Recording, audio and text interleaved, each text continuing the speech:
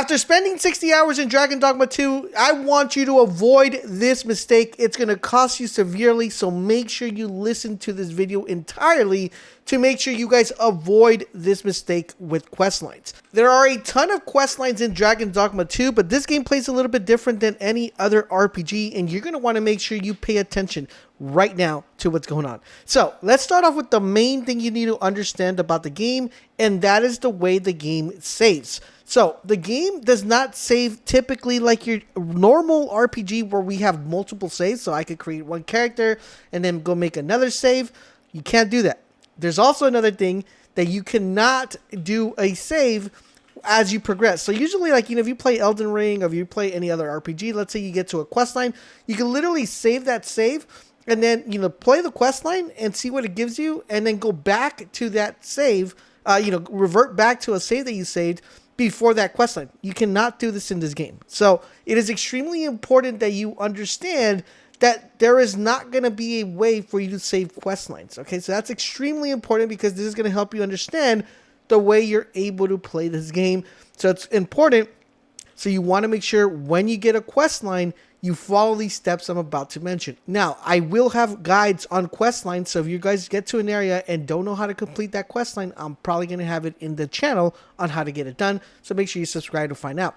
Alright, so the other thing you need to understand about the quest lines is when you travel throughout the world, there's going to be NPCs that are walking around or people that you go to a camp to that are going to give you a quest line. But the important thing here is you want to make sure you do not aggro enemies to that specific area, okay? It's extremely important because let's say you're in intense battle, right? You're fighting this ogre, you're fighting this monster, and you're like, oh my goodness, I'm running out of stamina.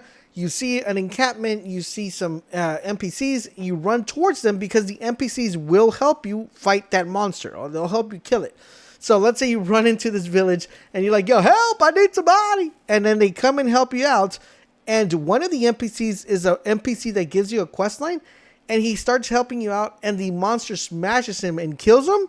That quest line can no longer be completed because that NPC is dead. Okay, so it's extremely important that you keep in mind where you run to in case of danger. Do not run to an NPC that has a quest line. Now, granted, there is a solution to this, and that is giving you the ability of reviving that NPC. So you could go ahead and be like, oh crap, I killed him. I'll know what to do. You could actually bring him back to life with an item that you find in the game. Now, the one thing I want to let you guys know is that this is time gated. Okay. So what I mean by time gated, it means that you only have a certain amount of days to bring him back to life. So like say, for example, you kill Tommy dies, and you're like, man, I don't have the item or bring him back. I'm going to go to the village or I'm going to go to this area and try to get the item. And you take 1 day, you take 2 days. When you come back and try to revive him, you're going to see a dead corpse. And that's pretty much it. No longer could do the quest. Remember, he don't have saves. So you're just going to have to restart the game on a different playthrough to get that quest line or get that item that you probably missed. So it's extremely important, guys. If you find an NPC and you see him, don't run to the village or just become super OP and kill the monster before he kills the NPC, or just in general, make sure you have the item to bring him back. I will have guides on how to get these items, so you could always carry one with you. All right, so here's another mistake I feel a lot of people are going to make, and I really hope the whole Dragon Dogma 2 community watches this video, because they're going to be like really upset if they didn't. So if you want to share it with your friends, that'd be awesome. But this is what happens, guys. When you pick up a quest line, let's say you pick up a quest line that says, you got to save Martha. Okay. So you're like, okay, cool. I got to save Martha. And you keep progressing throughout the game. You see some shiny new chests. You go ahead and go open up another chest, and you already picked up that quest to pick up Martha. And then you find another quest, and the other quest says, oh, wait, go find this chest that's hidden in this northern area. And you're like, well, I'm not going to go save Martha right now. I'll come back and do that one later. I'm just going to go find this chest. It's going to be a little bit more beneficial.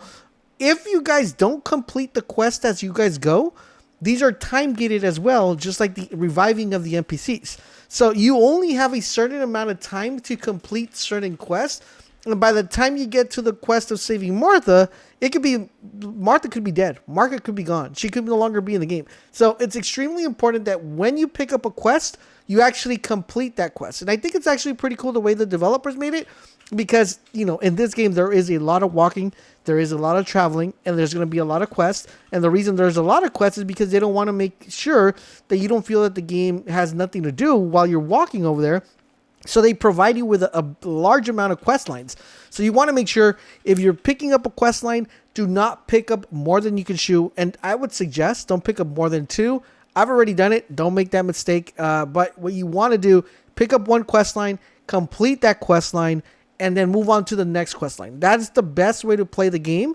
And what I would also suggest is before you travel to a different area, make sure you check that there is no quest line within that area or that within that section you're in, to avoid you losing out on a quest line. And guys, one cool thing about the quest lines in this game is that they're actually pretty rewarding. So you want to make sure you pick up these quest lines because there might be some items there that are going to help you out a lot, especially with a lot of the stuff that you need help in, like, for example, stamina, physical damage, physical resistance, and all that stuff. So you're going to make sure you guys complete these. Okay, so one crucial thing, guys, when doing quest lines, and you want to avoid this, is picking the wrong pawns. Okay, so as you guys know, you're going to have a main pawn. Okay, that's going to be your main personal pawn.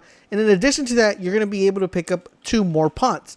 Now, the game is actually pretty awesome because you could literally see if a pawn is able to help you with a specific quest line that you pick up. So for example, let's say you pick up a quest line, you see a pawn walking around, he's moving around, you're actually able to interact with him and see within the menu if he could help you with that quest line. If he can't help you with that quest line, don't pick him up, avoid that pawn, okay? Make sure you look for the pawn that's able to help you out. Now, in addition to this, the great thing about this is that you're going to be able to pick up pawns that other people have created. Remember, in the game, the pawns that you're able to get and add to your group are pawns that are main pawns from other players. The great thing about this is that player B could be 20 hours into the game. So for example, let's say you pick up my pawn, right? That I'm like 60 hours plus into the game. I've already done a lot of stuff. And the great thing about this is my pawn knows the stuff that I've done.